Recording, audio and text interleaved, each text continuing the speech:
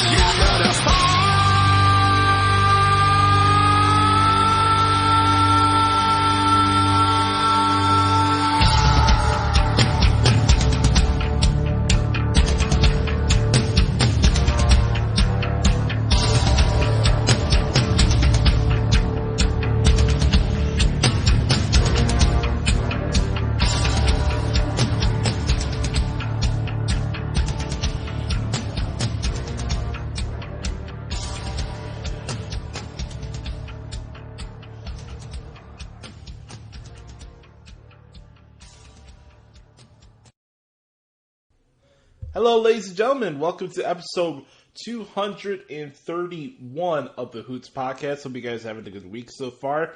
It's Thursday, November 12th, 2020. It's yours truly, the nefarious Brother Adam, a.k.a. Joshie Lopez. You can follow me on the Twitters at the Hoots podcast. I'm also on Instagram, Joshie Lopez 94. That's Joshie Lopez 94. I also have a music page at Josh Lopez Music.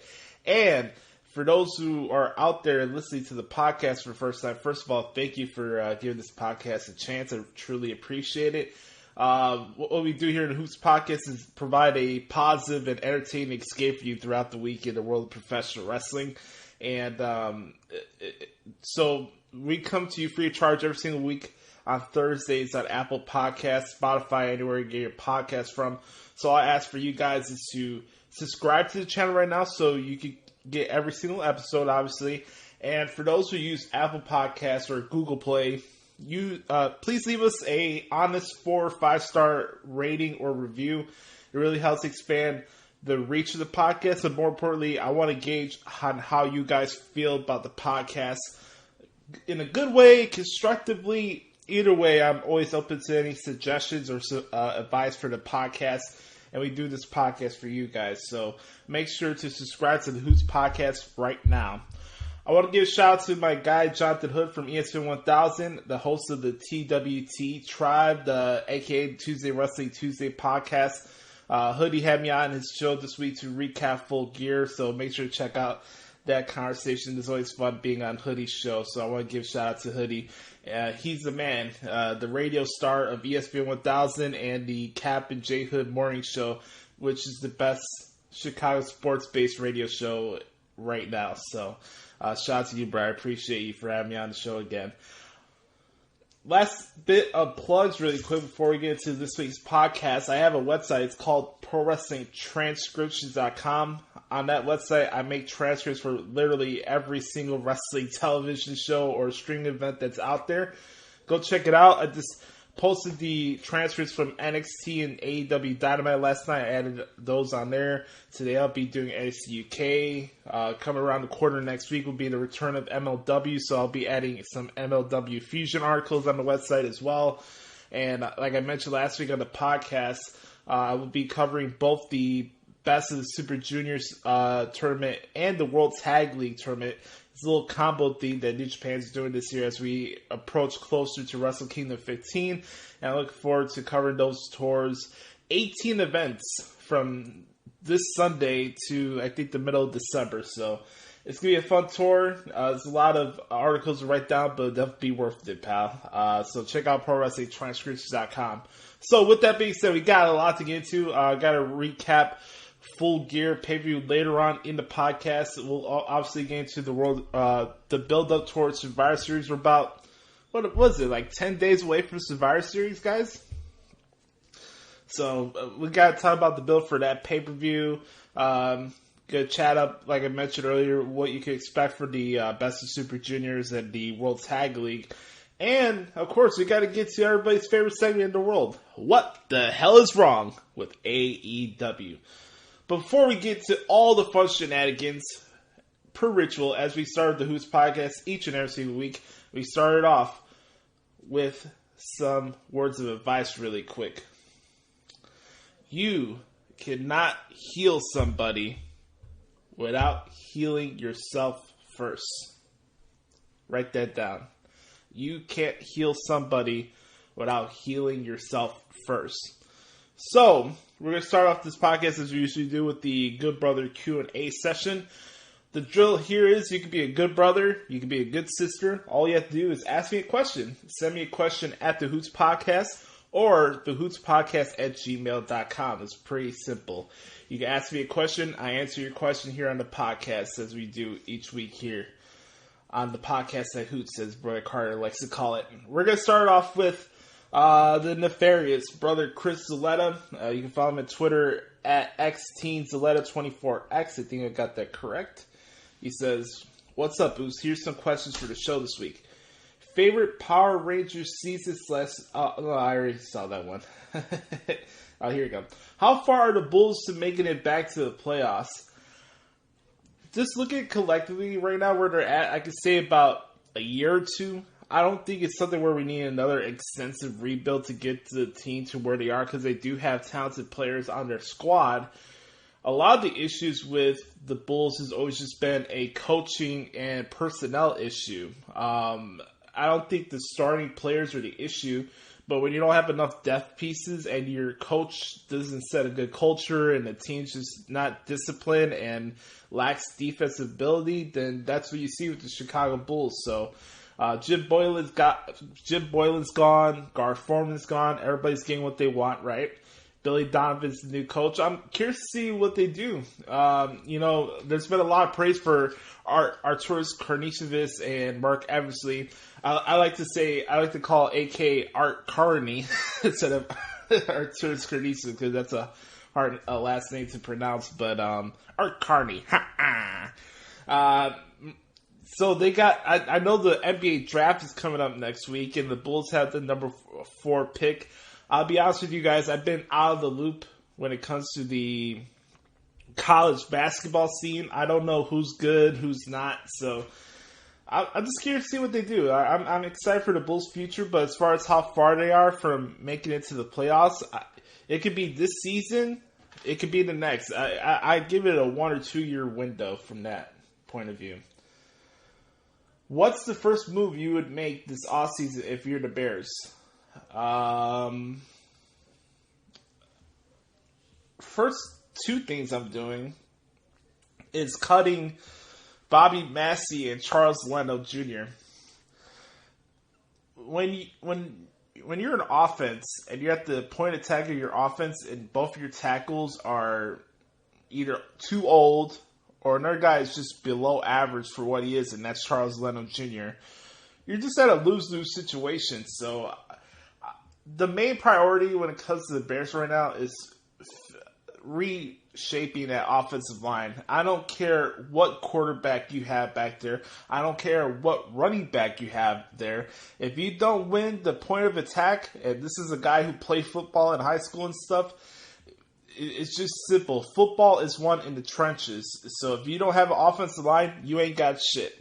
You don't have an offense. You don't have a running game. You don't have time to pass the ball. It opens up it exposes your weaknesses for your other skill position players as well. It's just a bad combination. So the offensive line needs to be fixed. That's my top priority. It's not about, one quarterback's going to come here and save the day.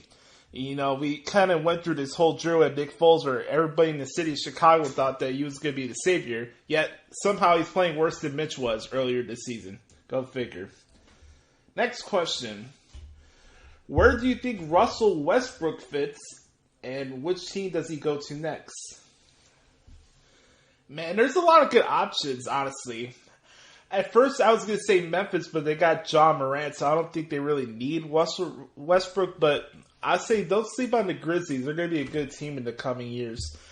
There's a lot of good options. Honestly, I'm not the biggest fan of super teams. I'm sure a lot of people would be like, hey, Russ, go to Clippers and join Paul George and Kawhi, or hype on the LeBron bandwagon train. Like, I'm not for super teams. I really give 2 craps about it. I didn't like the big 3 in Boston. I didn't like the big 3 in Miami. I'm just not for super teams in the NBA. It takes away the charm of what good NBA basketball is. And the competition has been nowhere to be found in the NBA in the last 10 years. So as far as teams, that's a great question. I mean, you could go to Phoenix. Maybe Russell Westbrook would fit well in Milwaukee. I don't know if Russell Westbrook would work here. Now, full disclosure, Russell Westbrook is my favorite player in the NBA right now because he just fits what I just mentioned about competition and not everybody being buddy-buddy with everybody. I love how Russell Westbrook plays. What sucks for him is that you have a guy like James Harden who brings it down because, honestly, if you look at James Harden, he's the Matthew Stafford of basketball. He's just a stat guy. He can't win the playoffs. He's not reliable to a certain extent. And Russ and Jace Harden just don't work well with each other. So, I mean, if you want to, it would make no sense for Russell Westbrook to join the Nets because they already got Kyrie Irving. So there's a lot of options. I'd probably say look out for the Phoenix Suns, possibly. There's maybe if Russell Westbrook wants to be a point guard in Dallas and he moved Luka Doncic to the. Well, isn't Luka's already like a small forward or a power forward or something like that? So there's a lot of options, but those are the ones that come off the top of my head. Okay. Worst WWE champion in recent years. Man, that's a good question. I'll say Dean Ambrose. Is that a hot take? Look, man. It's one thing to have hype from the internet wrestling fans, and yeah, I'll agree with Jim Cornette. John Moxley, Dean Ambrose is the biggest internet wrestling media sensation in the last 5 years. Without hype from people who run websites or do podcasts like this, do people actually care about what John Moxley does or Dean Ambrose when he was in the WWE? Simple question. I'm not saying that Dean Ambrose didn't have good matches as a WWE champion or anything like that, but for me, it didn't create anything. I wasn't more invested in Dean Ambrose as a WWE champion. Now, you could throw Jinder Mahal in my face and say he's a bad champion because you don't like the way he wrestles, but Jinder Mahal had heat. There's a difference there. So, I'll say Dean Ambrose was the worst WWE champion in recent years. Thoughts on the Rascals going to NXT/WWE? Well, being as one of the few wrestling members who still covers Impact Wrestling every single week, I've been kind of hit and miss with the Rascals. I like what they do in the ring. I'm not really big into their antics and their treehouse segments where they're pretending to smoke. I just don't vibe with what they do. I think Trey Miguel is the most talented one out of all three of them. I think Wentz and Xavier would be good fits for 205 Live. I wish them nothing but success. I hope they kill it in NXT or in WWE. I hope they make the most out of this opportunity. And I'm curious to see what they do. I think Trey has a good future ahead of him. Collectively, the group, I'm kind of indifferent on, to be honest with you guys. What's next for Roman after Survivor Series? Well, you would probably think that Daniel Bryan would come into the equation due to the fact that Jey Uso laid him out before Hell in a Cell, right? So, Roman has history with Daniel Bryan. They had their beef over the fact that the IWC wanted him to the main event WrestleMania and not Roman Reigns. That could go back into biting Daniel Bryan in the ass. You know, it's very similar. Like, if you look at The Fiend, and his premises about, you know, getting payback on people who've done him wrong as a regular Bray Wyatt character, right? And then you look at Roman Reigns, who's the tribal chief and planting his stamp, is planting his foot on the ground, saying that he's the best in the world. This is his industry. We're going on his terms, yada yada, like the mob, stuff like that. But Roman Reigns, in a way as well, could go back after people who did him wrong during that time period. So, if it was me, I'd probably have Daniel Bryan go after Roman Reigns after Survivor Series. So, I like that question. Finn Balor's next opponent, I'll say Tommaso Ciampa. That's an easy question. Would you like to see the Bella Twins make one more run for the women's tag titles? I would. I mentioned this yesterday. There's this like weird Twitter thread or debate going on whether the Bella Twins or the Young Bucks had a bigger influence on the wrestling industry. Look, guys, let's call a spade a spade. Let's leave wrestling to the side for 1 minute. I know it's hard for people to do that because we're talking about a business, not just what we watch inside a 20 by 20 by ring. And look, guys, you know me.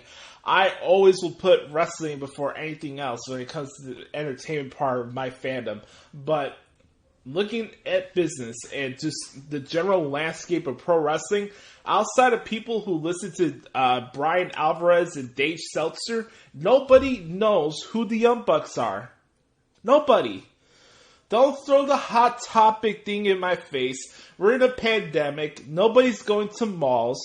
And the Young Bucks, when it comes to mainstream visibility, don't even pair up with the Bella Twins. It's not even close. If you look at metrics, what the Bellas do with their reality TV shows, their podcasts, and I'll give the Bucks credit. What they do with BT is really good. I actually like BT. For everybody that thinks I hate everything that AEW stands for, I like BT.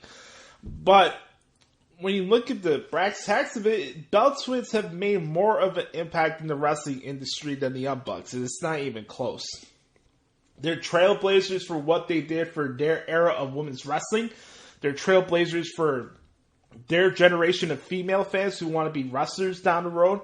You cannot understate, or undervalue what the Bella Twins have brought to the wrestling industry. That's why I kind of laugh when people are like, oh, really? You're going to put the Bella Twins in the Hall of Fame? Of course they're Hall of Famers. Now, am I going to come on here and say that Brie and Nicole are the most influential women's wrestlers of all time? That's not for me to say. I don't think so, but I'm not going to come in here and say that they didn't have an impact on the wrestling industry, because they did. They had a positive one. I respect what these two women have done for the wrestling business. Get to read their book. I got even more respect for them as people. Everybody knows I've always preferred Nicole over Brie, but that's another topic for another time. But I would love to see him back to do one more run.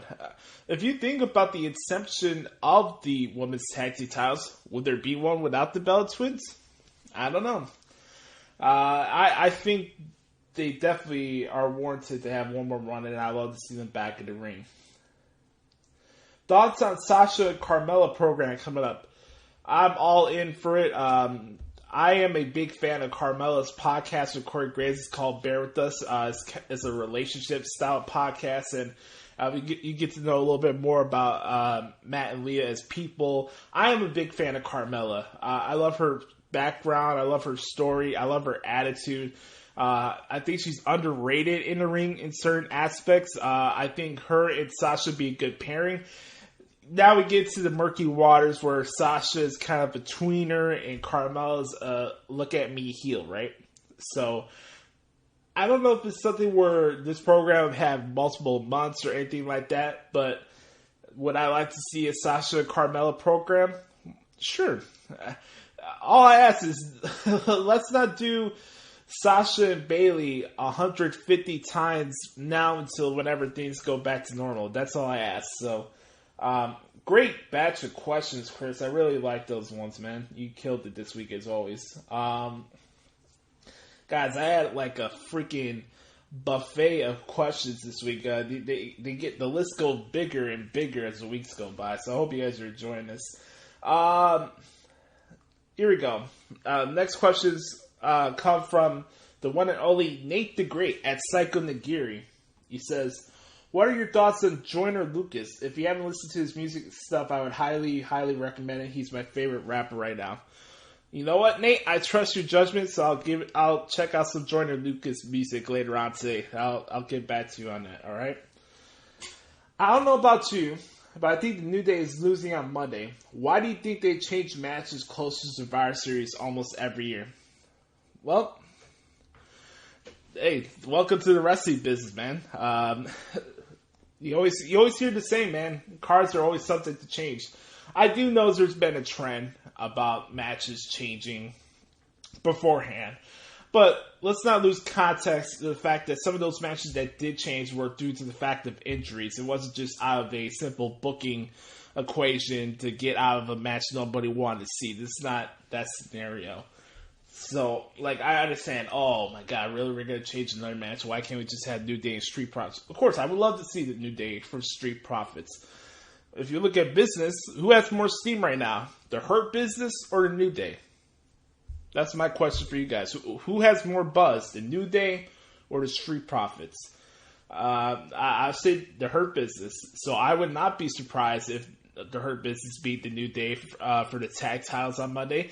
And I would advocate for that because the Hurt Business are the best group in professional wrestling right now, and it's not even close. So I wouldn't look at it as a bad thing that they change advertised matches all the time for Survivor Series. Sometimes we lose context on why some of those matches change. So, if you could move anywhere in the world, where would you go? Man, great question. I have two places. I'd probably say first one would be San Juan, Puerto Rico, or number two, the place I really want to be right now is Oviedo, Florida. That'd be my pick. All right, next question. Who should dethrone Sammy? Oh, man, that's a good question too. You got to pick of a litter of some pretty good talents on SmackDown right now. Think about this. Can you go Big E, Chad Gable, or Dominic Mysterio? Who would you have? Big E, Dominic Mysterio, or Chad Gable? For me, I would have Dominic be the one to dethrone Sami Zayn. That would be my pick. Next question. To you, what are the three most iconic moments in sports history and pro wrestling history? Jeez. Man, that's a tough one.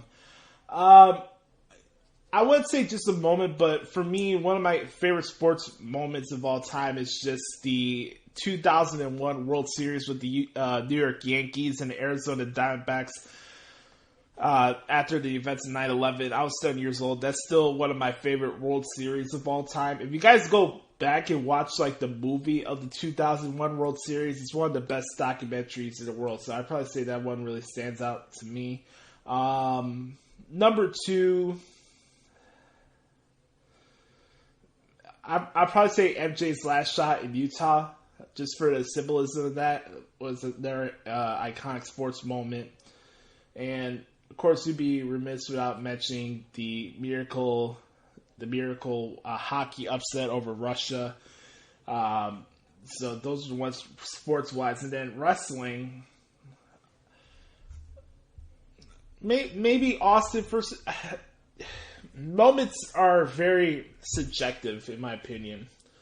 When I look at moments, let's say like The Undertaker and Shawn Michaels, that match, that environment, that experience, that was a moment. So like Undertaker and Shawn Michaels would be on that list. Man,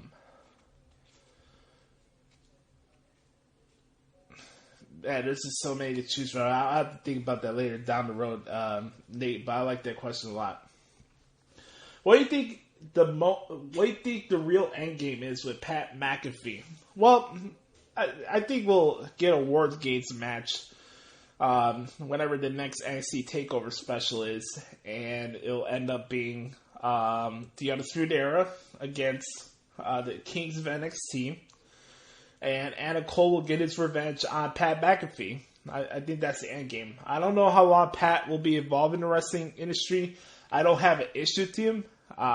Sometimes I'm not a big fan of his show, but I like what he does in the wrestling realm.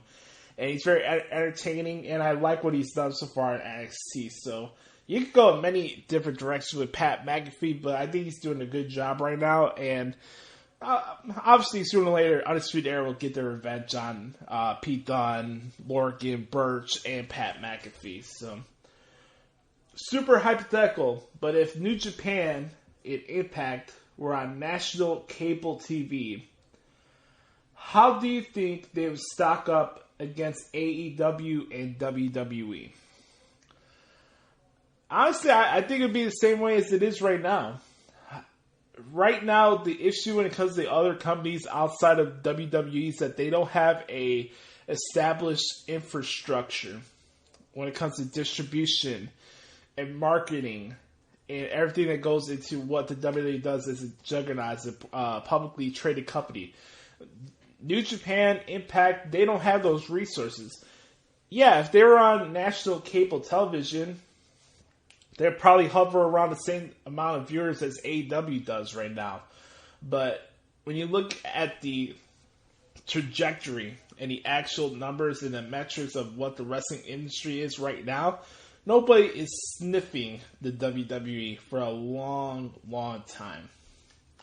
How do you rank the North against other current tag champions? I'm glad you asked that question, Nate, because the North, in my opinion, are the most underappreciated and undervalued tag team in today's wrestling. They're so good, man. Josh Alexander can wrestle a broom. Ethan Page is a good heel. I have always been a fan of the North, so they rank really high. In my opinion, they're definitely in the top 3 of tag teams, champions in the world. Not just tag team champions, but tag teams. I mean, if you ask me what my 3 favorite tag teams are right now, I would say the Grizzled Young Veterans at 1, FTR at 2, and the North at 3. So those would be my picks. Yes. The last question from Nate is eggnog gross or glorious? I'll say gross. I never liked eggnog. Definitely not for me. Thanks for the questions, though, bro. I appreciate it as always. I'm going to scroll up right here and find out a batch of questions here. Let's take a swig of water as well. My man. Do you think CM Punk would have been the one to break the streak if Paul Bearer didn't die when he did? No.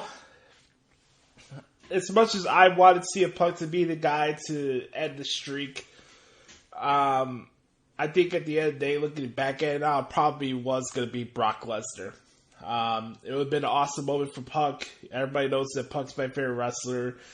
Punk and Taker, my 2 favorite wrestlers of all time, fighting each other at a WrestleMania. Is a dream match that I got to see, and it's something that I'll never forget. They had one of the best WrestleMania matches of all time, and I don't think, whether Paul is still alive or not, I don't think Punk was going to break the streak. I like that question, though. And then finally, the last batch of questions is going to come from the good brother of all good brothers, the one and only Sam Piombo. By the way, if you guys haven't been checking out Second City Sam's Hot Takes, the podcast, you guys are truly, truly missing out. Sam is the man. I went to school with this guy at the Illinois Media School. He's talented at what he does. He has no filter like myself. That's kind of how we do things here in the city of Chicago. And I appreciate Sam for just how awesome he is as a brother, man. I appreciate you. All right. Explain your beef with Chris Jericho in 2020. Okay, so here's my thing. Nobody can take away the talents that Chris Jericho possesses in the ring or on the mic. But it's one thing to come on here every week as a podcaster, as a broadcaster, and an analyst to come on here and act like I'm supposed to put things to the side just because so-and-so is my favorite performers. Chris Jericho has always been one of my favorite wrestlers, and I think I'd be doing a disservice to you guys by not calling out my own favorite wrestlers on their own shit if they're doing something stupid. I have not liked one program that Chris Jericho's done in 2020 this year besides the one he had with Jon Moxley at Revolution. That's it.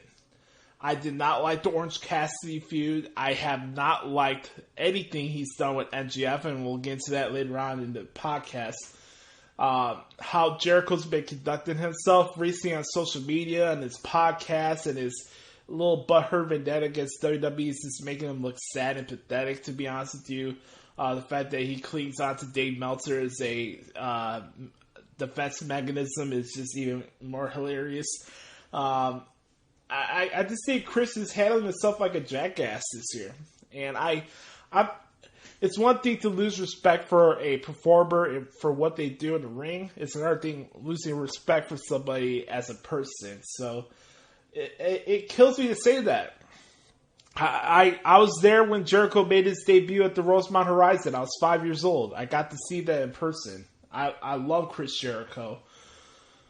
But he's nowhere to be found. I mean, who are we watching on TNT? Are we watching Chris Jericho or Rudy Giuliani? Like, I can't tell the difference. So, I told Sam this yesterday. Like, Chris Jericho needs an extensive break from television as soon as possible. Favorite spot to get an Italian beef? Oh man, that's a great question. There's a couple restaurants here called Jay's Beef that's just really good. Man, we used to have a beef place on Chicago and near Chicago, California, near that intersection on Grand. It was called Boston's. Boston's had really good beef as well. So there's a lot of good beef places. Obviously, being here in Chicago, you could pick out of the litter. Bone and beef as well. That's good beef as well. I'm curious to hear your spots, Sam. Where do you find good Italian beef sandwiches? And by the way, for those listening to the podcast, do you ever find yourself just liking just a regular gravy bread sandwich? I used to like those a lot when I was younger. If you had to give up football or baseball for the rest of your life, which would you pick and why? Ooh, man. Fuck, man, you're making me choose between my two favorite sports, too. That's a rough one. I think for me, I'd probably say baseball, because there's not the... You can't deny the adrenaline rush that comes from football in the NFL. As much as it's nauseating as it is to be a Bears fan or anything like that, like, I'll handle that because I love the NFL. I love every aspect of the NFL. I watch the Red Zone. I watch all the Bears press conferences. I'm a big NFL fan. I played football in high school. I played baseball as well. I love baseball. That's why this one's really rough. But I'd probably say for me personally, I'll put baseball to the side for football. Should the White Sox make a run in acquiring Trevor Bauer? I think so. I think Trevor Bauer fits the attitude of the team. I like Trevor Bauer as a pitcher. Sometimes he says some silly stuff on social media or whatever, but you get that with any athlete these days. But I like Trevor Bauer. I hope he probably come here and give the team a shot. But, it's just really shitty circumstances surrounding the vibe around this baseball team right now with Tony La Russa, and I don't have enough time this week to really get into my thoughts on that whole situation. It's just a freaking embarrassment, and the fact that the owner won't allow the GM to do his own job, and it's just, I don't know. I hope there's some levity around the corner, but this is bad press after Tony La Russa got hired, and I'm not happy about that one bit. Last question from Sam, and the last question here on this session. If Matt Nagy were fired tomorrow, who would you replace him with? Oh, man. I never thought I would get to the point where it'd be like, okay, I'll be fine whether Matt or Ryan Pace get fired. I get the complaints. I get the issues that surrounds this football team. And both Ryan and Matt. Boy, do you guys know how I feel about Matt Nagy and play calling and people hyping up as something that he's not. The guy was the coach of the year 2 seasons ago. I had a conversation with Sam about this yesterday. I think what really put Matt Nagy on the hot seat, as opposed to what you guys think put Matt Nagy on the hot seat, is the fact that after the Eagles playoff game, there wasn't a sense of him setting the tone for the 2019 season with the team having a chip on their shoulder. I felt there was too much hand gliding. There was too much patting each other in the back and players reading their press clippings during the offseason. And it didn't help that it was the 100th season of the Chicago Bears. And it just brought out all these unwarranted Super Bowl expectations for where the team was at that point of their franchise. You got to understand, when Matt Nagy got here, the team was in the coming out stages of a rebuild. So I think that context goes over people's head because, like, okay, Ryan comes here, John Fox is the coach that the Bears chose, and they kind of did what, like I mentioned earlier with Jerry Reinsdorf and Tony La Russa, they didn't let Ryan pick his own head coach. So you already put him in a bad situation. You're in a rebuild, yet radio hosts on ESPN 1000 and the Score hold that against Ryan as a bad thing. The team was rebuilding. What do you want for 3 years? Look, we're not going to come here and do the whole should they pick Mahomes, Watson, Trubisky thing. I don't have time for that stuff. I really don't. The biggest issue with this football team is the head coach. It doesn't matter if it's Nick Foles. It doesn't matter if it's Tyler Bray. It doesn't matter if it's Mitch Trubisky. It doesn't matter if it's Jay Cutler. When you have a coach that's so fixated on his freaking Denny's playbook, it doesn't matter what you have on your squad because he's not putting you in the position to succeed. That's the problem. 3 years, no adjustments. Saying one thing and then doing another to the media. When the Bears lost to the Eagles in 2018, there was no sense of bitterness or anger that should have been in the 2019 season. Look, I can't come in here and come up with scenarios of whether or not Mitch would have played better if this happened or that happened. That's not my point of this. Like, have your opinions on Mitch Trubisky. I think he's better than most of you think he is. Okay? I'll live on that story because I have my own thoughts and I can stick with my own thoughts. I don't need people to speak for me. So, if you think Mitch Trubisky is the worst quarterback of all time, awesome. More power to you. But he was not the problem with the team. The coach is. It's really not hard to figure out here, guys.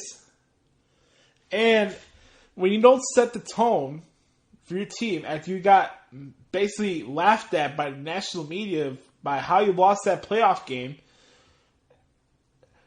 that if you don't think that has a reprehensible consequence, I don't know what to tell you, because setting the tone before the season starts is important. And it's a shame. Like, people are putting Matt Nagy on the hot seat, so I'll answer this question. I would go with either Arthur Smith, the offensive coordinator from the Tennessee Titans, or the offensive coordinator from the Baltimore Ravens, Greg Roman. So those would be my picks. But I could go on for days and days and talk about what's going on with the Chicago Bears. That has to be a podcast for itself, but it's just very interesting that the offensive genius can't adjust to the skill set of the players that's on his roster. Dude, your system is not the greatest thing ever. Yeah, Doug Peterson won a Super Bowl, but what has he done since? You're not Doug Peterson. You're not Frank Reich. You're not Andy Reid. You're Matt Nagy. And you haven't done anything to show Chicago, show the NFL who you are and why we should care about your system. That's a problem. I want to thank Chris, Nate, Andrew Kermish, the good brother. Thank you for checking out the show as always. And the one and only Sam Piopo for sending great questions this week. Like I mentioned earlier, as always, you can send questions to me at the Hoots Podcast at gmail.com. or at Twitter at the Hoots Podcast. Really quick, I'm going to take a quick swig of water, and then when I come back, we'll get to This Week in WWE. All right, guys, welcome back to the Hoots Podcast. Time to talk about what happened this week in WWE. I'm going to talk about mostly Raw and SmackDown this week, as we're about 10 days away from Survivor Series live at the WWE Network. Also be celebrating 30 years of The Undertaker, and Undertaker will be having his final farewell to the WWE Universe at that said event. Speaking of The Undertaker, everything going on with this 30 Days of The Undertaker on the network, if you guys haven't seen the Paul Bearer Mortician documentary, it's really, really good. I totally recommend you guys checking it out. It's really good.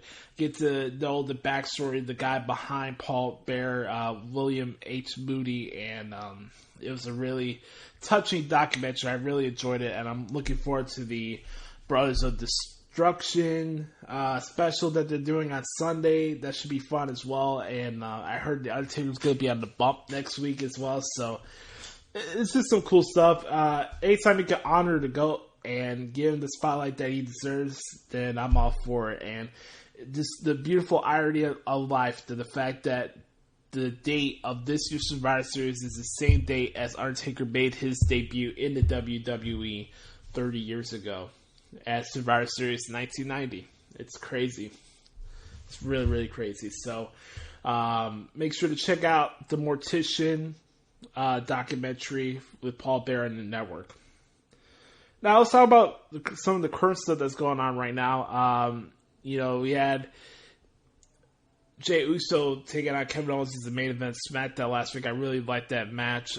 Kevin Owens kind of lightheartedly joking around with Jey Uso in the backstage area.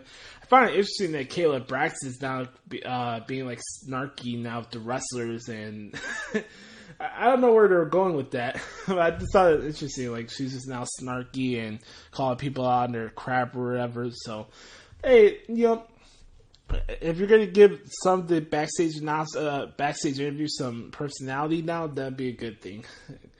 I don't understand the mandates that Kevin Dunn has with their announcers, where they have to sound robotic and stuff like that all the time. But that's not for me to figure out. What else really stood out to me from SmackDown this week? Let's look at the show. Like, you have let me pull this up. Let me pull up the article really quick, actually, so I'm not talking out of my ass. I'm curious to see what they do tomorrow. Obviously, we remember we had the Sasha and Bayley SmackDown Women's Championship match that kicked off the show, and it was another really good, solid, technical match. And Sasha retained, making Bayley tap out to the bake statement. And then Carmella attacked Sasha after the match was over. I really liked, like I mentioned earlier, answering Chris's question, I really liked that. I really like seeing Carmella coming back, and she does have a program with Sasha. I think that'd be good business, because Carmella is good at what she does. She's very talented. I don't think she gets her props as a performer, and I think she deserves more respect. So, a couple other things. We had a lot of Survivor Series qualifying matches. So, Ruby Riot's now on Team SmackDown for the women's side. We saw that Seth Rollins and King Corbin are joining the men's Survivor Series for SmackDown. And, I like the match layout for the King Corbin Rey Mysterio match. I thought that was really good. Seth Rollins and Otis was an interesting pairing, to say the least. I thought that match was okay. So some of that stuff really did stand out to me. The funny stuff in the background where Roman Reigns is telling Jey Uso, there's a chain of command here. And he's like, if Owens is disrespecting you, he's disrespecting me. Roman Reigns is just the man. I keep saying it every week, but I thought that was pretty funny. And then, like I mentioned, I just really enjoyed that main event from Jey Uso and Kevin Owens. So I thought SmackDown was decent. Nothing really over the top that stood out to me. And as far as Monday Night Raw this week, another solid show as well. If you look at the beginning of the show, we had Miz TV with Miz and John Morrison, and freaking Ray York saying, like, John Morrison took his ball and went home, and he wrestled in the minor leagues at, like, man, Randy can't help himself sometimes with those lines. And then we had more qualifying matches. Not Jeff Hardy, actually. Matt Riddle has joined Team Raw. So Team Raw said it's AJ Styles, Sheamus, Keith Lee, Braun Strowman, and Matt Riddle. I gotta tell you guys, the Raw men's team looks pretty good. Right, for SmackDown, we have Kevin Owens, Jey Uso, Seth Rollins, and King Corbin, and we need to figure out one more person for that squad. We'll probably figure that out tomorrow night. So I'm liking the match pairings for this year's Survivor Series. I really do. Obviously, it's a little different element than last year's because NXT's not involved this year, but you have Asuka against Sasha, obviously. You got Roman versus Randy Orton. You got Sami Zayn and Bobby Lashley. You have the Street Profits against New Day, pending if they lose or not to the Hurt Business on Monday. You know, just looking at a paper for wrestling purposes, it should be pretty interesting. Survivor Series this year on the concept is, you know, it's Raw versus SmackDown like they've been doing over the last couple of years. So this year's pay-per-view doesn't really revolve that much around storylines per se. So, okay, Survivor Series is just like a proving ground type of thing, and I'm here for good matches, and obviously the charm for Survivor Series, I think the draw of this year's Survivor Series is the 30th anniversary of The Undertaker, as opposed to just, it's just Raw versus SmackDown. So, I think it should be a fun event, but I like the match pairing so far for both brands. And then, you know, AJ Styles doing some great heel work on the mic recently. I gotta say, man, as much as I love Margot Robbie, Alexa Bliss looks 100 times better waterfall-wise in the Harley Quinn outfit than Margot does. Keith Lee and Riddle had a good match with Braun Strowman and Sheamus. I like that. AJ Styles was a special guest referee. I find it interesting that AJ Styles is a better referee than any of the referees at AEW, but that's another topic for another time. We still got this thing going on with poor Lana going through the announce table. I mentioned it last week. You know, it's one thing for Miro to talk shit about the WWE, yet his wife that still works there is still more over than what he's doing at AEW. Funny how that works out, right? And then the main event was... before I get to the main event, I gotta mention, man, one of my favorite matches of the week so far was Ricochet and Mustafa Ali, man. That match was awesome. If you guys haven't seen that match, go check it out. And then finally, the six-man tag, I really like that as well. I really like the finisher there with Randy Orton, The Miz, and Drew McIntyre. Randy Orton, The Miz, and John Morrison, they lost to Drew McIntyre the New Day, and we found out that Drew McIntyre is fighting Randy Orton for the WWE title. So next week on Raw, there's 3 big title matches ahead of Survivor Series, so the looks of what's happening at Survivor Series could really change by next week. So, so we got Drew McIntyre versus Randy Orton. Maybe it'll be Roman Reigns versus Drew McIntyre at Survivor Series. Maybe it'll be the Street Profits versus the Hurt Business at Survivor Series. Speaking of the Hurt Business, I really like the little promo off that MVP and Lashley had with Tyson O'Neil. I like that as well. So, I gotta give my props to Raw, man. They've been doing some good stuff over the last couple weeks. I think Raw, again, was the better show this week than SmackDown. But, yeah, man. I'm liking the build for Survivor Series this year. Of course, as everybody says, I, of course, would love to have more incentives in the Raw versus SmackDown Survivor Series matches. Like, for both Royal Rumble matches, I think that'd be a good incentive. Like, whoever is the sole survivor is the 30th entrant of the said Rumble matches for the men and the women. So that'd be what I'd do, but we'll see what happens. Or let's say, like, whoever's the sole survivor could get a Universal or WWE Championship match or a Raw or SmackDown Women's Championship match. That'd be another idea as well. So overall, another solid week from WWE. I liked it for the most part, and those are my thoughts on what happened this week in WWE. All right, one more quick swig of water, and when I come back, I'm going to review an amazing show from Osaka, Japan this past Saturday, Power Struggle, and tell you what you need to know about the Best of the Super Juniors and the World Tag League right here on the Hoots Podcast.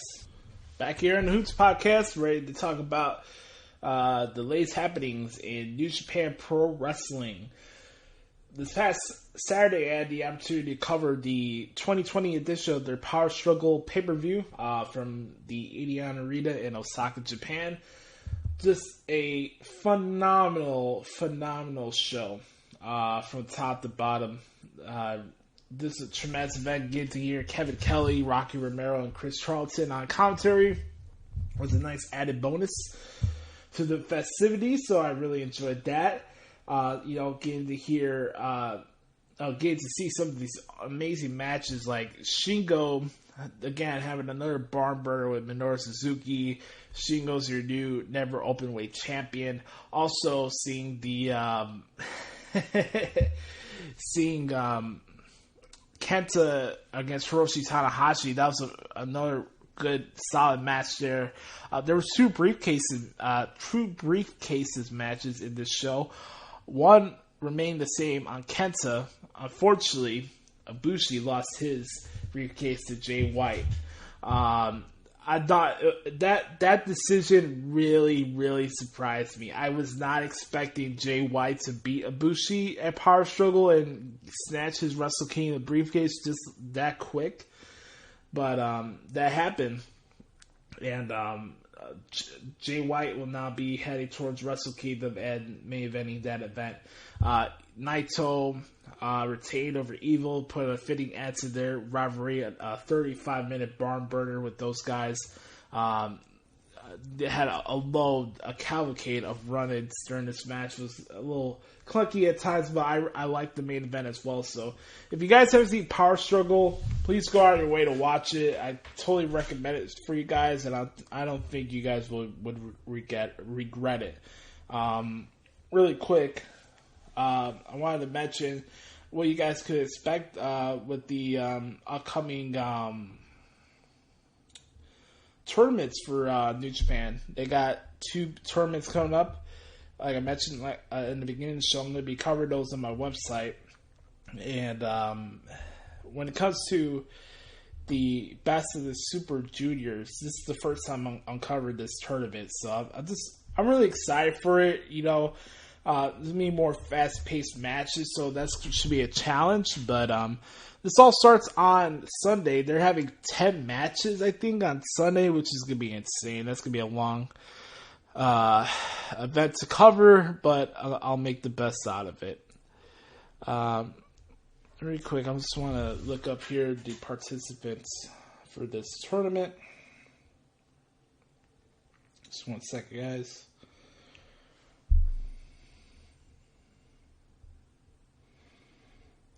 This is the 27th tournament for the Best of the Super Juniors tournament. We had news today that Yoshinobu Kanemaru will not be participating in the tour due to a knee injury, so he'll be replaced by Yuya Uemura. So the young lion gets a shot here in the Best of Super Juniors tournament. We have Ryusuke Taguchi, El Desperado, Bushi, Hiromu Takahashi, Sho from Roppongi 3K, Robbie Eagles, who I haven't seen in a while, Master Wato, Doki, and the current IWGP Junior Heavyweight Champion Taiji Ishimori. It doesn't have as much firepower as it would back then, but obviously we're in the middle of a pandemic, so we can't bring people from the United States into this tournament. But this one should be interesting, to say the least. Like, I'm all accustomed to these guys' wrestling style, so it should be too much hard matches to cover. But if I had to pick one here, I'd say Sho could win the Best of the Super Juniors here. I think it either goes down to him or Hiromu, in my opinion. I don't see Taguchi winning. I don't see Robbie Eagles winning. I don't see Master Wato winning. But if I had to pick 2 in this tournament, I'd say either Sho or Hiromu Takahashi. I think those are going to be some fantastic matches. Fantastic tour, and it should be a lot of fun. And then finally, we got the World Tag League coming up. 2020 edition. This one's going to be very, very interesting. This is also my first time covering this tour as well. They announced it the other day, and we got 1, 2, 3, 4, 5, 6, 7, 8, 9, 10. We got 10 different participants in the World Tag League tournament this year. We have the Great O'Khan and the newest member of Empire. We're going to figure that out this weekend, obviously, so they're leaving it up in mystery, so we got to figure out who will be teaming up with the Great O'Khan. Bad Luck Fale is coming back with Chase Owens. That should be fun. I haven't seen Fale wrestle in months. Evil and Yujiro Takahashi. The Gorillas of Destiny are in it. Zack Sabre Jr. and Taichi. Takagi and Sanada and Shingo is a tag team. That's going to be awesome. Ishii and Yano, always down for Ishii matches, obviously. So it looks like Ishii and Yano will take on Fale and Chase. That should be a good match on Sunday. Goto against Yoshihashi, and then Finjuice and Hiroshi Tanahashi and Toa Henare. Wow, I haven't seen Henare in a while. So, World Tag League, obviously what happens here is if you win World Tag League, you get a shot at the World Tag Team titles at Wrestle Kingdom. So, I'll go with Finjuice here. I think they have a chance to retain the World Tag League like they did last year. I do have a feeling that Juice and Finley could fight Zack Sabre Jr. and Taichi at Wrestle Kingdom. That would be my pick. So, you guys heard it right here. Finjuice to win the 2020 World Tag League as well. Those would be my picks. So, I just wanted to come on here and, give a little update as far as what's happening with New Japan Pro Wrestling. I love covering their brand. It's fun to cover, and I really do enjoy the experiences. So, okay. With that being said, let's not waste any more time, shall we? We got a lot to get into this week for what the hell is wrong with AEW. And as always, if you guys ever want to participate in this segment, all I ever ask is for you guys to send a MP3 file to me at the hootspodcast@gmail.com. That's simple. Tell us what you think is wrong with AEW, and we'll get to this. So we're going to start off with the nefarious Bert Carter with a brand new restaurant quality edition of What the Hell is Wrong with AEW. And we're going to start this bad boy in 3, 2, 1. It's time for What the Hell is Wrong with AEW.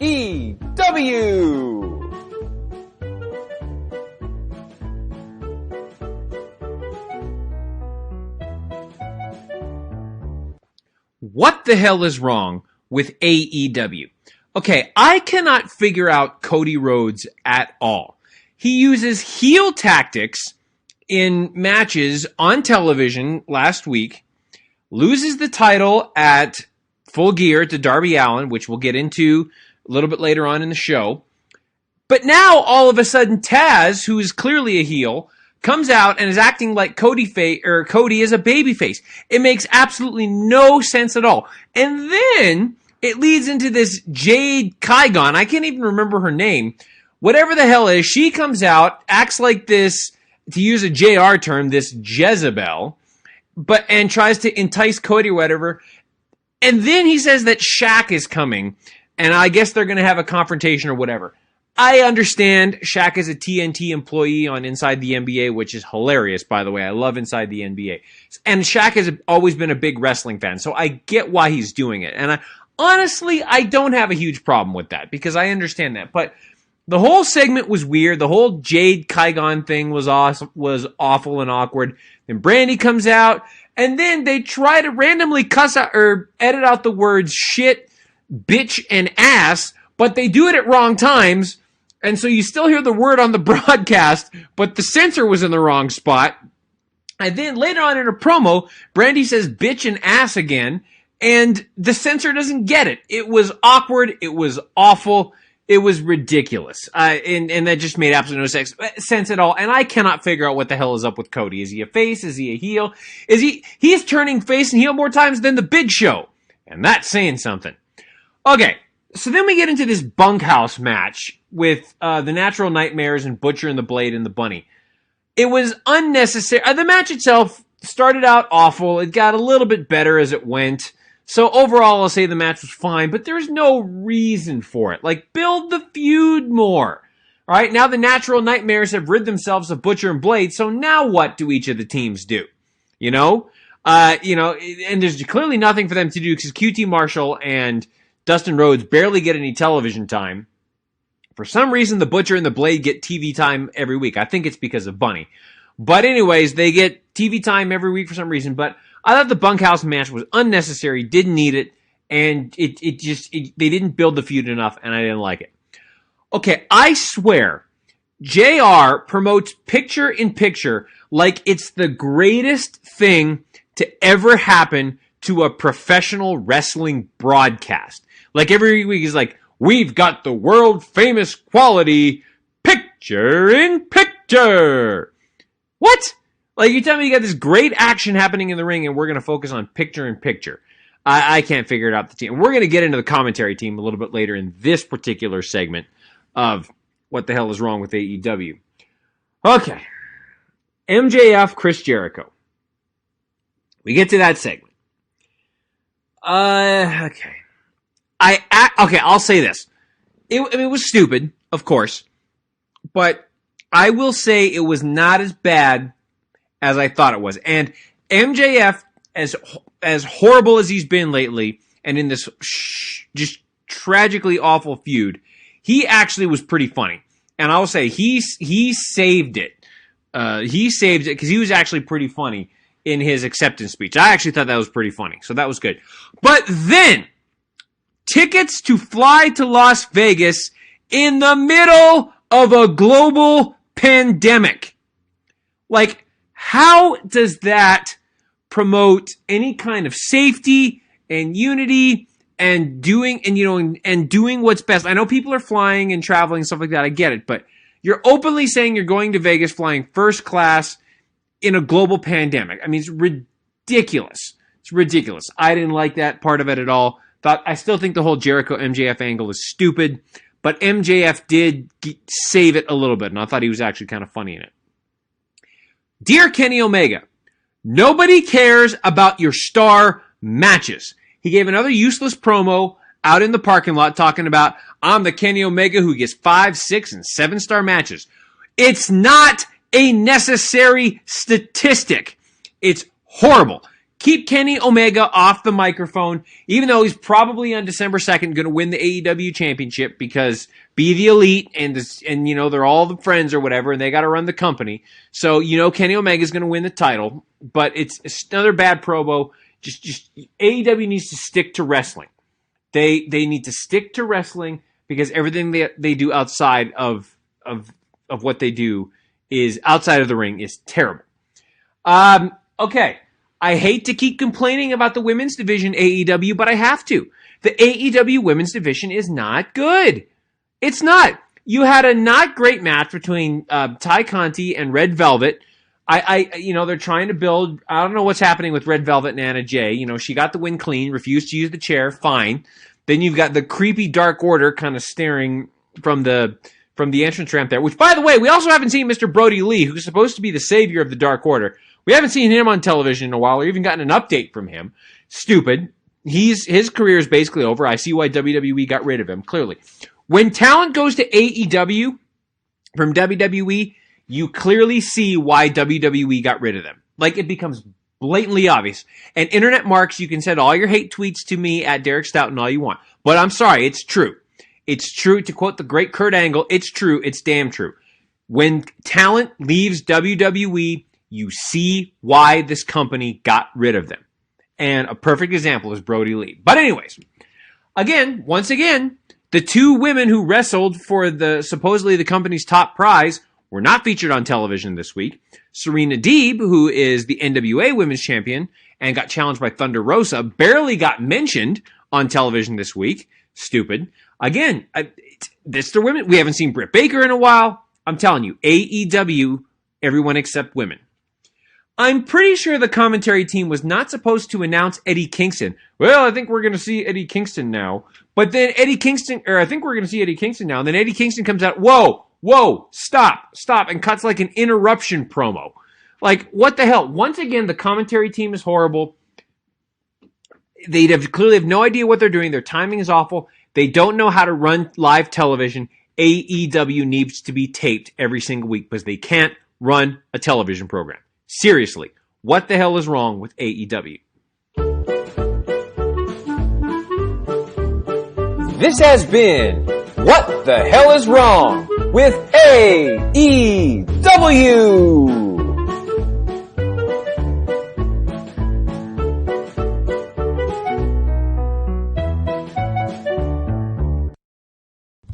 Thank you very much, Brett Carter, for the submission this week. As always, my good brother.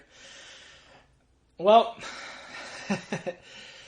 that's going to be a tough act to follow, to be honest with you guys. Brett Carter really touched on a lot of stuff I wanted to hit on when it came to the Dynamite portion. So I'll talk a little bit about the pay-per-view so we have some balance here, to have some positivity to this. There's not a lot to this, as you guys know the drill here with this segment. But when it comes to the pay-per-view, the first half of the show I thought was a Ring of Honor pay-per-view, and the other half I thought was a complete mud show. Let me just first start it off with this on a positive tip, so I don't get the whole, you just bash them all the time. No, I just call what I see. That's what it is. Cody Rhodes and Darby Allin, I really liked their TNT title match. I thought that was good. Loved the Kenny Omega and Hangman Page match. I thought that was a really good match. I even liked Orange Cassidy and John Silver. I thought that was a solid match. The rest of it was just there. MJF and Chris Jericho got crickets. I don't know why AEW's decided to go with 4-hour pay-per-views on a Saturday night. I just don't understand that decision. What I also don't understand is why you're having JR basically... No, you're having the commentary during the Matt Hardy, Sammy Guevara Ultimate Deletion match. The Elite Deletion match, right? When you look at those segments, right, for what they are, the charm of it is that you have no commentary. And I'm gonna try my best to not really pop my lid this morning as I record this on a Thursday morning / afternoon. And then for me, I love Matt Hardy. I love these cinematic matches when they do happen. But the charm is that you don't have commentary. You just let it come. You let the story come to you and let it be your own imagination. That's the charm of these cinematic matches. And when I watch this Elite Deletion match, I'm hearing Excalibur call spots. JR is, doing this, I'm suddenly going to talk crap about it, even though I'm trying to put it over. He's basically shitting over the entire match as it happens. And you got Tony Schiavone stammering. Look, I have all the respect in the world for Tony Schiavone, but let's call it spade here. All he does on TV is stammer on the mic, kiss Cody Rhodes and Tony Khan's ass, and then tries to process what's going on in the ring like Dick Stockton in the NFL. Let's just call it a spade, okay? Then we got JR just continuing to embarrass himself as the weeks go by. The guy that got me hooked into pro wrestling is now the guy I can't stand to listen to behind the booth. What a shame. What a damn shame. It's very rare that I allow one match or one moment to ruin a pay-per-view for me. This got very close. I thought the fact that they decided to do commentary over this thing just ruined the whole bit for me. Were there funny spots? Yes. Did I love seeing Shane Helms and Gangrel? Yes. Matt and Sammy had some really good action there. I don't know if you need another headshot with a chair in 2020. But when it comes to AEW, there's no filters. The Wild Wild West, you can do whatever the hell you want and pretend like you have standards and morals and ethics and we're going to change the world. We're going to change the world. We're going to change the game of professional wrestling while do some of the stupid shit that we saw in the 90s because we got Waldo, the freaking ECW mark with the pencil, making all these decisions, trying to... One week he can't make up his mind. One week he wants to be WCW, the next week he wants to be ECW. He can't make up his mind. That's why you don't have marks in the booking committees. Let's talk about other stuff that happened on the pay-per-view, since I'll have to review the pay-per-view here in the podcast this week, okay? Young Bucks versus FTR, the dream match. Dream match. Everybody's talking about, right? We have the Young Bucks in Lakers gear and FTR in Celtics gear. With all due respect to all four guys in the ring, the build-up, the promos, everything going into this match this past Saturday night did not warrant you two teams wearing those colors. Just because you have a fantasy scenario pairing of FTR and the Young Bucks does not make it a rivalry. Going into this period, we did not have one single bit of a reason to care about this match. 2, you did not know who you wanted to cheer for in the match. You had the Young Bucks Super Kick announcers and cameraman because they got boo-boo face because FTR actually are superior tag team wrestlers than the Young Bucks, as they showed in this match. You add the stipulation that Tully Blanchard has to be banned from ringside. All these things. So we have this competitive 30-minute match with a guy who has a partially torn MCL in his left knee. And I'm supposed to suspend my disbelief? I'm watching this match. This match that I had to type out 7 paragraphs for. Where FTR is wrestling their ass off. Cash Wheeler is a freaking tank. Dax Harwood's a great wrestler. I like FTR. I like what they do in the ring. But they're wrestling broomsticks that have trampoline skills. You got Arn and Tully against two backyard dweebs. This is the match layout. Okay, try to cut in the ring. Flip over the top rope. Enziguri, Kamagiri kick. Flip off the apron. Oh, we get a cuff spot where Harwood slides in the ring and stops in the path. Oh, we're going to do a couple arm drags. Super kick, super kick, super kick. Canadian Destroyer on the rampway. Oh, we're going to do a double close on the floor. Cash Wheeler is going to do a 450 splash, even though their gimmick is no fist, no flinch, just fist. Understand what I just rattled off right there. And you tell me if that makes any sense for both these teams in this match. We did not have a tag team match. We just had a match of moves. And the fact that the Young Bucks won with the shittiest super kick I've ever seen in my entire life is just embarrassing. Like, I've seen bad super kicks before, but the one that Matt Jackson gave to Wheeler to end the match was just absolutely embarrassing. So you bring FTR in. They're tag team champions for, 2 or 3 months? And we got to drop the titles to the Young Bucks because it's pay-per-view. Since Cody's losing the title, we need somebody in the EVP room with the championship. Here we go, Bucks. Here's your title. I thought the match layout didn't make sense. The Dead Corpse ref, Rick Knox, is still one of the worst referees in all professional wrestling. I don't care what anybody says. The match layout was freaking stupid. You got a guy with a partially torn MCL, and you guys are doing high spots. and combo moves and him diving off the top rope. And I'm sorry, if I have a partially torn MCL, I'm not hulking up like Hulk Hogan. Now you wonder why Jim Cornette calls Matt Jackson Buck Hogan.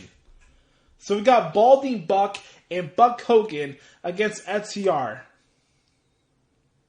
This dream match, the match that was going to change the face of tag team wrestling. It was there. Am I supposed to come out here and say, oh my god, this is the greatest tag team match I've ever seen in my entire life? No. And I'm consistent with this. I've never been a Young Bucks fan. I don't like their style. Their tag team continuity makes no sense. And to the people that wrote that article that the Young Bucks are the greatest tag team of all time, you are out of your ever-loving mind. They are not the best tag team of all time. That's a spin in the face to actually good tag teams and the wrestling business as a whole.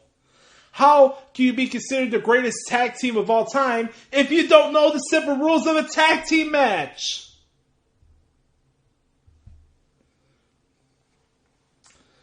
Oh, man. I didn't like that match one bit, and I felt really bad for FTR that they lost the title, so. Next, we had the CZW I Quit match, because we gotta inject barbed wire as into a bulldog choke as the finish. Look, I love Eddie Kingston. I love everything he's done. I'm glad that he had an opportunity to main event a pay-per-view for the World Championship. Eddie Kingston's the man. I have nothing bad to say to him. So, Eddie, if you're listening to this has nothing to do with you. Let's talk about the number one rated wrestler in the world, Jon Moxley, according to PWI, right? Cosplay Stone Cold is the number one wrestler of all time. 1 week he's cosplay Stone Cold, next week he's cosplay Minoru Suzuki, the next week he's cosplay Ian Rotten. We can't figure it out with Jon Moxley. Outside of his title match with Chris Jericho and MJF, everything with Jon Moxley when it comes to major marquee title matches has to do with some stupid ass gimmick stipulation, or we need weapons in it. And I remember this world title reign taking a detour when he had this match with Jake Hager. This is at the beginning stage of the pandemic, right? And nobody was allowed to be in crowds, so it was just Hager and Moxley in the ring by themselves. And during this whole lead up, it was like AEW was hyping up Jake Hager to be the next Brock Lesnar. Now you wonder why now you guys know why I call him NyQuil Lesnar, right? So one of the boringest, laziest world title matches I've ever seen in my life with Jon Moxley and Jake Hager there. At that point, I was like, it doesn't matter who you build up, they're just going to feed him to Jon Moxley because he talks shit about WWE on Chris Jericho's podcast, and that's enough reason for him to be popular and be over as the champion, as the face of the company. Because at the end of the day, the only thing that AEW is good at is talking shit about the WWE. You do that when you don't have an identity. You do that when you have no idea what your company is. And Jon Moxley, as a world champion, sucks. So I look at what I saw with Jon Moxley and Ed Kingston, and I wasn't surprised by it one bit. You got sloppy spots. You're using barbed wire. You got thumbtacks. It's just a freaking shit show. You have Eddie Kingston rubbing alcohol on Jon Moxley's back.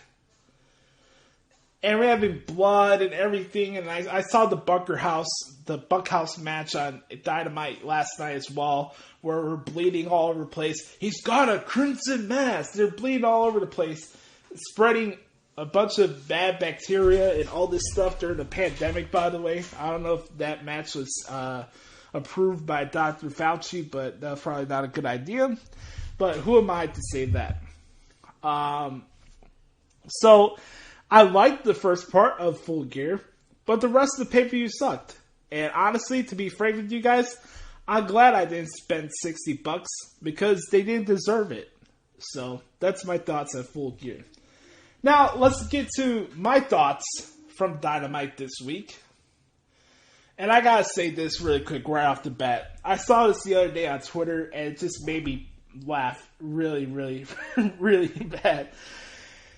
So, Jake Hager is looking out for sympathy because John Cena will not put him over for the WWE Championship. I don't care what era it is. I don't care what promotion it is. I don't care what the circumstances. I would never have anybody put Jake Hager over for a world championship. How about that, pal? You suck. You are a waste of space. Get off my television screen and bring Rudy Giuliani with you as well. The COVID God. The million viewer man. You guys know who I'm talking about. When you look at paper, Chris Jericho and MJF are going to do a program with each other, or they're going to work with each other as a team, right?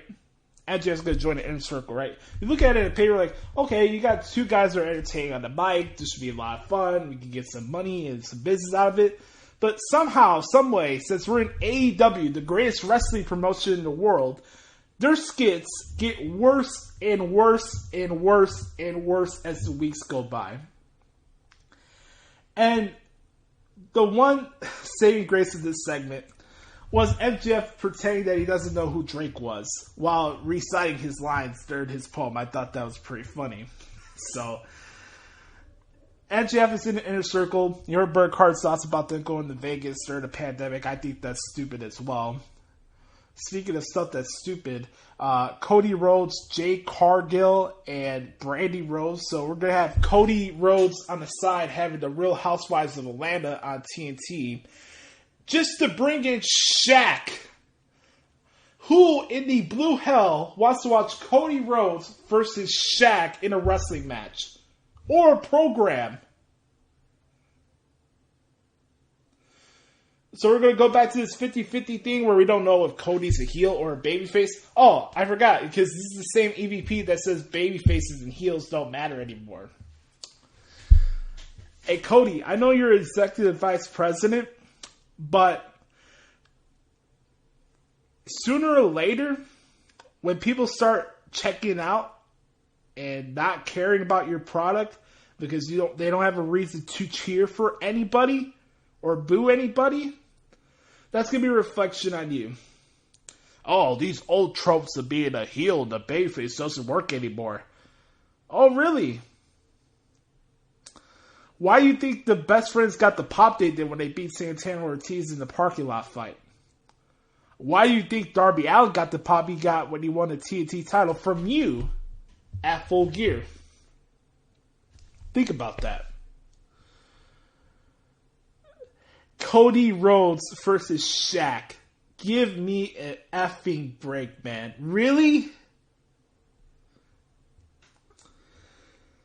Oh, God. I can't stand this shit. That's pretty much it. I saw the whole thing with the whole article about the Young Bucks being the greatest tag team of all time. That's another show for another time. That's just absolutely ridiculous. So, that right there, folks, is this week's edition of What the Hell is Wrong with AEW. On that note, I'm going to wrap this up. I want to thank you guys so much for checking out episode 231 of the Hoots podcast. Make sure to subscribe to the podcast right now so you never miss an episode. It comes to you free of charge every single week on Apple Podcasts, Spotify, or anywhere you get your podcast from.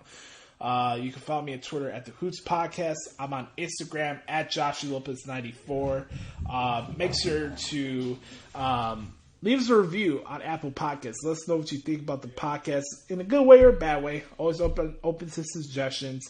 And make sure to stick around for a special edition of Thoughts of Dericho in a couple minutes. I do want to leave this off with a moment of zen. Always remember, folks, you can't heal somebody when you can't heal yourself. And that's my words of advice. And always remember, be the authentic product that is yourself, and nobody, and I mean nobody, can dictate the pace of your life. So, with that being said, make sure to bookmark ProWrestlingTranscriptions.com, and I hope you guys have a wonderful weekend.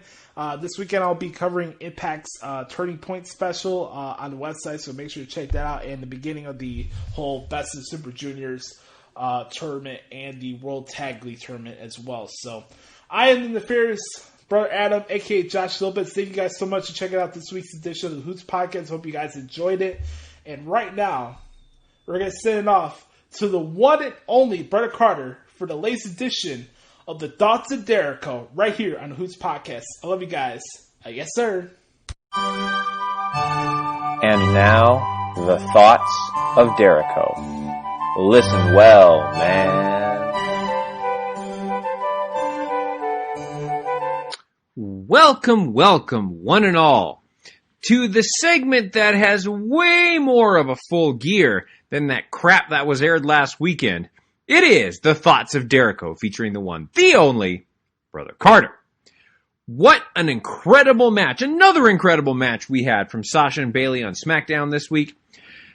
Again, really great feud between these two. They will be linked forever, and I'm all about it. I think it's absolutely terrific. Really great work. And I'm looking forward to Banks and Carmella after Survivor Series. I didn't realize that's where they were going to go, the direction they were going to go, but that's fine. I love Carmella. I'm all in on Carmella, as you know. She's Fabulous. But, I mean, not anymore, but, you know, that's how I think of her. I think she's fabulous. So I think that's going to be great. Again, in 2021, I'm hoping we'll get, and I know I keep bragging about her and talking about her, but I do hope that we get the EST of WWE, Bianca Belair, in line for a title shot, because I think she deserves it. But I'm looking forward to seeing Carmella and Sasha. I think that's going to be great after Sasha's finished with Asuka at Survivor Series. I got to ask a question. Why the hell has it taken us this long to get this version of Jey Uso? This has been absolutely amazing. Like, the Roman Reigns Uso family storyline is must-see television every single week. Roman Reigns is starting to become just that little bastard heel that is running the shots. Like, you can tell he's just becoming that heel, like the bad guy in a villain that you want to see get got, right? And he's playing his role amazingly. Jey Uso has been fantastic. You know, he's torn between that battle inside. I love it.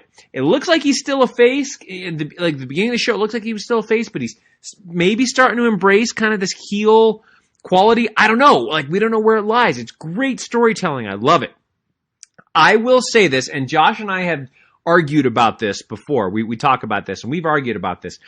There is an inevitable showdown coming with Roman Reigns and Brock Lesnar. And I actually think they're going to build Brock Lesnar up to be the underdog. Because if you think about it, who right now in WWE on SmackDown, right? Who is a legitimate challenger to Roman Reigns? Daniel Bryan? No, I think Reigns, they're building Reigns to destroy him. Jey Uso? I mean, Uso has already had his chance and lost. Seth Rollins? He's the only one, is Seth Rollins. But right now he's also a heel. And he's, kind of doing the thing with the Mysterio family. So, like, if you put Reigns against Rollins, like, Reigns would destroy Rollins. The only people in WWE that could challenge Reigns legitimately are on Raw, I think. And I think some of those, I'm just talking about not from an in-ring talent, like from an in-ring ability. I mean, Big E would challenge him. Maybe Sheamus. From a character-wise standpoint, I think you've got Bray Wyatt as the Fiend, Drew McIntyre, Kevin Owens. I think right now those are the three, and I'm sure there are others, but those are the three that Randy Orton. Those are the three that come to mind. But right now I think they're building Reigns to be unstoppable. So when that inevitable conflict between Roman Reigns and Brock Lesnar is coming, they're going to build Brock Lesnar up to be the underdog, and that's just think about that for a moment. I think that's going to just be. I know they fought each other numerous times. I don't care. I think it's going to be incredible. I'm digging the storyline between the Mysterios and Rollins, even though it is, I'm sorry, it's still a bit creepy. The whole Buddy Murphy and Aaliyah thing is just creepy for me, Like, if you understand that Murphy's 32 and Aaliyah's 19, like, it's just a little creepy, But I guess the big thing is Murphy with or against Rollins. So, that part about it, I'm curious. So that part I'm digging. Last thing I'll say about SmackDown this week. Why exactly am I supposed to care about Lars Sullivan? Like, I don't care about Lars Sullivan at all. Like, in my opinion, he's taken up a spot and more time from other more deserving superstars. But that's just me. I'm not sure why I'm supposed to care about Lars Sullivan. Those are my thoughts on SmackDown. I really don't have a lot to say about Raw this week. The show was okay overall. Good match between Ricochet and Ali. That was terrific. And I'm glad that we're finally officially getting the split of Nikki Cross and Alexa Bliss. I think we can get a Bliss Cross match. Probably not Survivor Series. Maybe at TLC we'll get a Bliss Cross match. And then we'll see what happens at Royal Rumble. I would love to see Alexa Bliss versus Asuka, or whoever the Raw Women's Champion is at that point, at WrestleMania. That would be amazing. With getting The Fiend involved, whew, that could be incredible. But again, Raw was fine this week. The advancement of the storylines was all fine. Again, I don't have a whole lot to say about Raw this week. The show was okay. It was all right. It didn't really do a whole lot for me this week. I will say that. I will close by saying a few good things about AEW this week. Really cool new intro graphic. I thought that was kind of cool. My only criticism of that is half the stars in the package aren't on the show every week, so that's kind of a problem. But cool new intro graphic. Really good opening match between Brian Cage and Matt Sydal. Really, I thought that was a great match. Again, I've said it before, AEW needs to stick to wrestling. That was great. I'm happy that Cody is now Cody Rhodes again. I mean, you got the legacy of Dusty Rhodes and the Rhodes family. It's good that Cody was able to get the legal issues worked out with his own name from WWE. So I think that's great. I'm also happy that Darby Allin is the TNT champion. I think that Darby Allin is one of the talents that AEW can build a company around. You have a few. I think it's MJF. I think it's Darby Allin, Sammy Guevara. If he actually got TV time, Jungle Boy Jack Perry. I think Hangman Adam Page. I think those are some talent, some original talent you can build the company around. But happy that Darby Allin is TNT champion. I think that's great. I love Judas when we can sing it with an entire crowd. I know I say it every week, but it's just awesome. It's one of my favorite parts of the show every single week. Again, MJF was hilarious this week. Glad to see some of that MJF. He had me rolling laughing with his poetry that was quoting Drake. I thought that was hilarious. That was great. Good match with Pentagon Jr. and Rey Fenix, but it looks like they're turning into assassins. So I'm not sure how they're going to go with that with Eddie Kingston, but that was cool. But holy cow, Pac is back. That was a great surprise to end the show this week. I love that. I mean, Pac had been away because of the COVID restrictions over in Europe, and he couldn't get back into this country. He was finally able to get back. That's awesome. So happy to see Pac on TV. And I like how he's inserting himself into the feud with Eddie Kingston. Because now he's involved with the tearing of the Death Triangle when he was with Pentagon Jr. and Rey Fenix. And they were with Pac as the Death Triangle before the pandemic hit. So I think that's great. Natural storytelling makes sense to get Pac with Eddie Kingston. I know Pac is a bastard and usually a heel. I'm okay with him being a face for now until he gets his issues with Eddie Kingston resolved. But great to see Pac back. That was a wonderful moment for the show. I usually don't talk about NXT, but I do want to say congratulations to Leon Ruff on winning the NXT North American Championship. I did not see that coming when I was reading. I didn't watch the show, but when I was reading that there was a new North American champion, I immediately thought, oh, Damian Priest or somebody like that, maybe Dexter Lumis or Cameron Grimes or something. But it ended up being Leon Ruff. I was like, oh, all right now, cool. To me, the best part about that was when the title wouldn't fit around his waist, and it basically looked like he wasn't wearing any shorts or anything. Like he was wearing a birthday suit except for the title on the ramp. I thought that was hilarious. But congratulations to Leon Ruff. That's cool. Don't know what this means for Johnny Gargano, but I'm happy for Leon Ruff, and I think that's absolutely terrific. And those are the thoughts of Dericho this week. My final thoughts, as always, folks, keep the faith. Everything in our world is going to be okay. Keep wearing a mask, and trust me, we're all going to get through this together. Peace and love. This has been the Thoughts of Dericho. You're smarter now, man.